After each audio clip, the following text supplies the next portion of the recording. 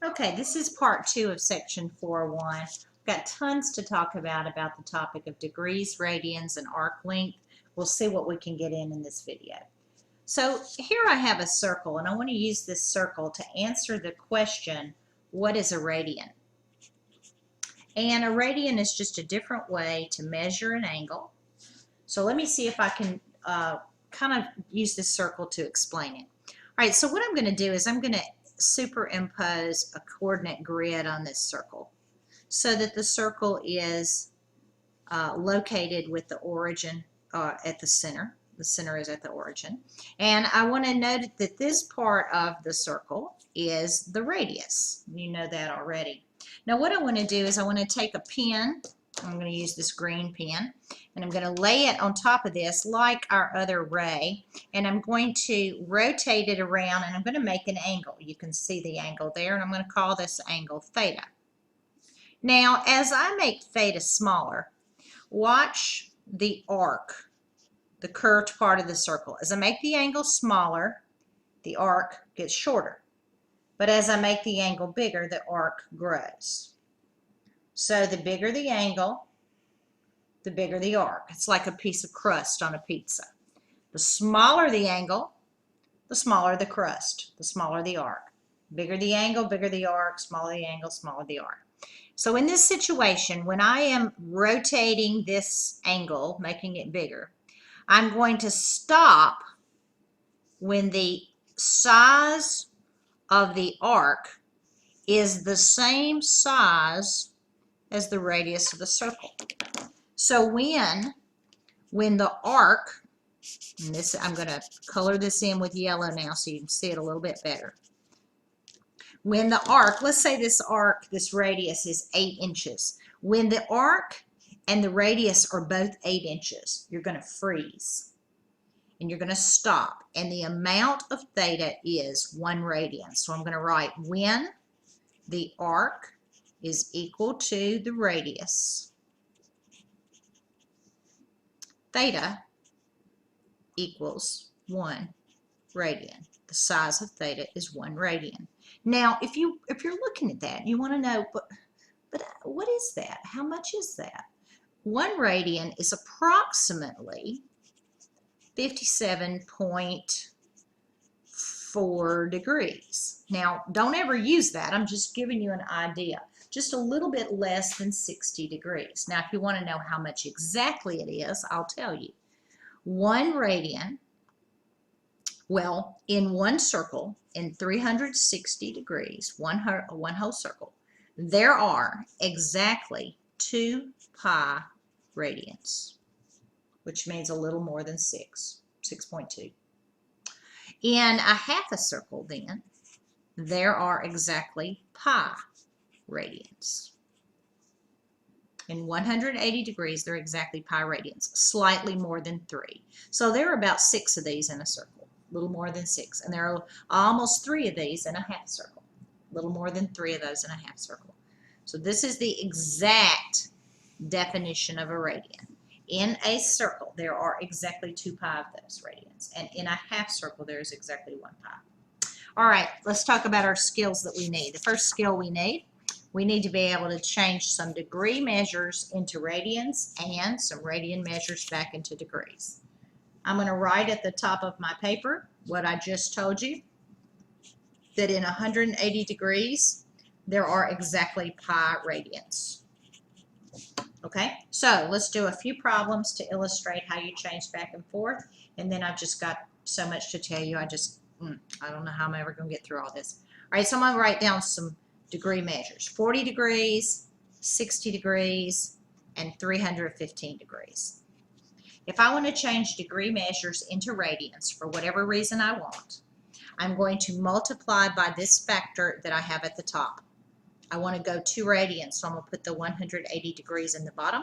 I'm going to put the pi radians in the top, and I'm going to simplify. I'm going to drop the zeros. I'm going to drop the degrees. I'm going to take a 2 here, a 2 here, and my answer is 2 pi over 9 radians. Now that's the exact value. Exact values of radians will contain pi's. All right, 60, I want to mark that out. Change it to radians. Let's put the pi in the top, the 180 in the bottom. 60 will go into 183 times. My answer is pi over 3 radians. And 315, same thing. Pi in the top, 180 in the bottom. I have a common factor of 45. It'll go in there 7. It'll go in there 4. This is 7 pi over 4 radians. Now, if this is the first time you've seen these numbers and they look strange to you, trust me, in just a few weeks, these will be old hat. Now, notice, these are exact radians. That means they contain a pi. Occasionally, you'll get an answer like 7 pi over 4 radians, which is exact, and you'll want to approximate that. And when you do, just take your calculator and multiply 7 times pi, and you have a pi key on your calculator, and then divide by 4. I'm doing that off to the side here, and it's taking me a little bit of time. I'm sorry. 7 times pi, enter, equals, and then divide by 4. And approximately, that's 5.4, about 5.5. Approximately 5.5 radians. But most of the time, we're going to leave our answers exact. So to do this, just go ahead and multiply 7 times your pi key and divide it by 4, and you've got approximately 5.5 radians. Now, if you have radian measures and you want to change them back to degrees, let's do a few of those. Let's say you have pi over 2 radians, and you want to change back to degrees. Again, the multiplier is pi 180. Put pi on the bottom to get rid of it. Put the 180 on the top. And here we go. Pi goes out. 2 into 180 goes 90. This is the same thing as 90 degrees. Pi over 2 is the same as 90 degrees. Let's do one more. 3 pi over 4 radians. We want to take it back to degrees. Put the degrees on top. That's where you're going. Put the pi on the bottom. There go the pi's. 4 goes into 180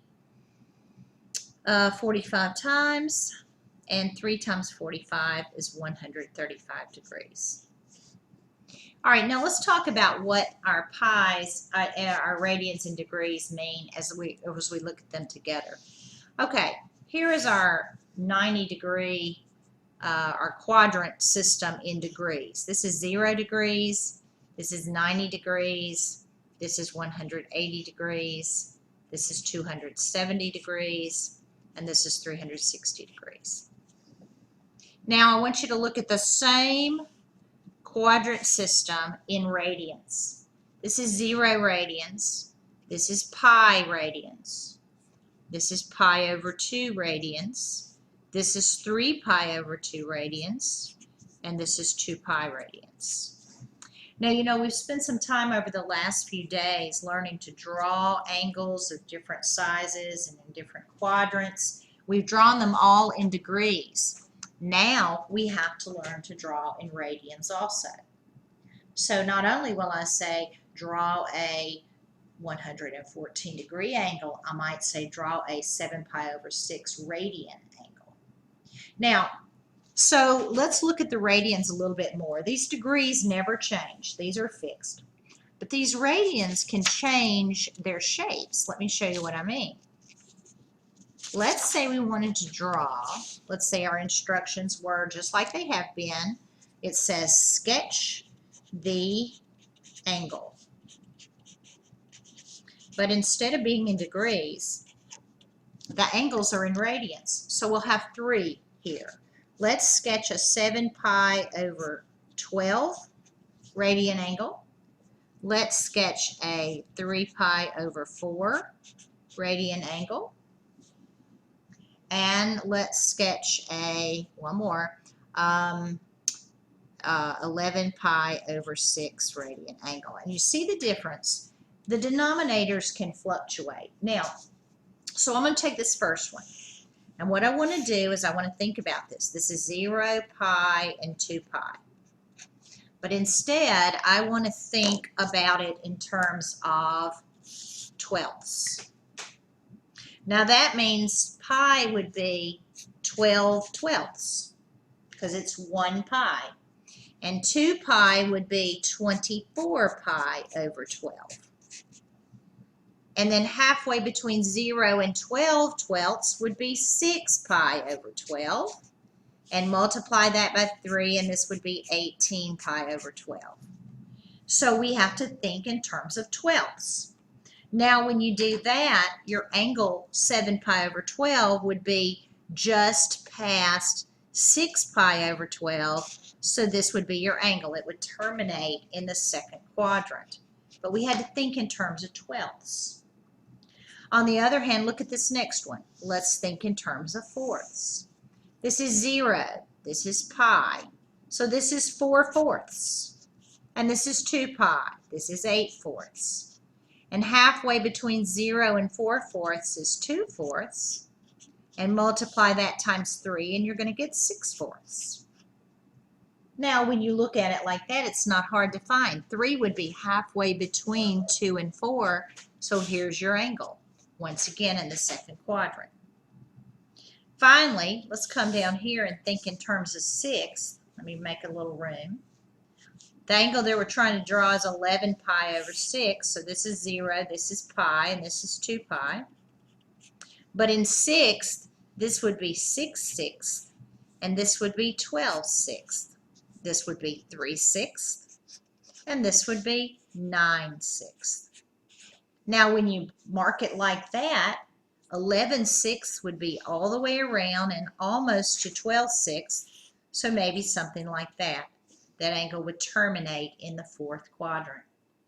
So we have a lot of work to do today in class about sketching these angles and learning to think in degrees and also in radians. We're going to work with supplements and complements. We're going to also work with coterminal angles. But it all boils down to thinking fractionally. All right, I have a few more minutes, so I'm just going to do a couple of angles. Let's do one coterminal example. Suppose your angle is 7 pi over 12, and I need a positive and negative coterminal angle. Now, you've done this with degrees. Let's see if we can do it with radians.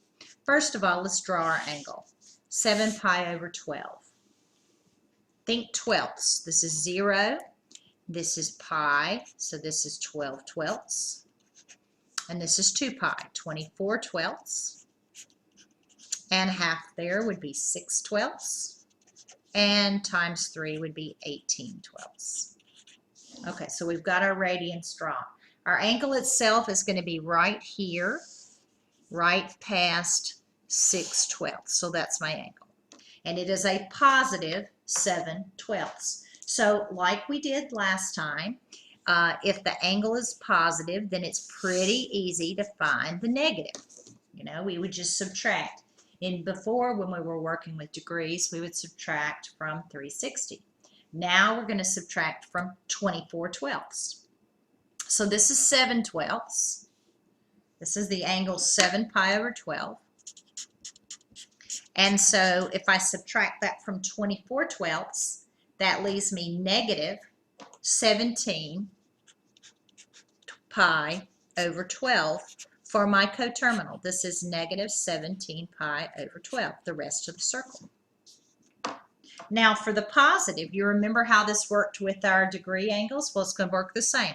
We've got to go all the way around and back to 7 twelfths. Well, all the way around is 360 degrees, but all the way around in twelfths is 24 twelfths, plus 7 will give us 31 pi over 12 for our positive coterminal.